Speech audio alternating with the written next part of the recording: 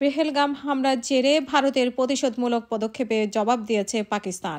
দেশটির জাতীয় নিরাপত্তা কমিটি আজ ভারতীয় নাগরিকদের ভিসা স্থগিত, ভারতের বিমানের জন্য আকাশসীমা বন্ধ এবং ভারতের সঙ্গে সব ধরনের বাণিজ্য বন্ধের ঘোষণা সহ বেশ কিছু সিদ্ধান্ত নিয়েছেন। প্রধানমন্ত্রী শাহবাজ শরীফের কার্যালয় থেকে কঠোর ভাষায় পাঠানো এক বিবৃতিতে ইসলামাবাদ জানিয়েছে তারা ভারতের সিন্ধু পানি চুক্তি স্থগিতের সিদ্ধান্তকে প্রত্যাখ্যান করেছে। বিবৃতিতে আরও বলা হয়েছে পানি বন্ধ বা অন্যদিকে প্রভাবিত করার যে কোনো প্রচেষ্টা যুদ্ধের উস্কানি হিসেবে বিবেচনা করা হবে। জাতীয় ক্ষমতার পূর্ণ শক্তি দিয়ে এর প্রতিক্রিয়া জানানো হবে বলেও উল্লেখ করেছেন বিবৃতিতে।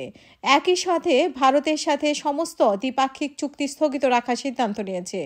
তাৎক্ষণিকভাবে ওয়াগা সীমান্ত বন্ধ করার ঘোষণা দিয়েছে পাকিস্তান। ভারতীয় নাগরিকদের জন্য বিনা ভিসা প্রকল্পের আওতা দেওয়া সব ভিসা স্থগিত করেছে পাকিস্তান।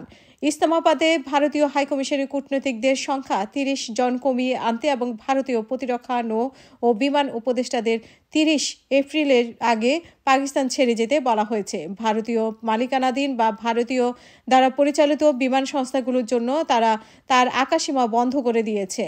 ভারতের সঙ্গে সব ধরনের বাণিজ্য স্থগিত করা হয়েছে।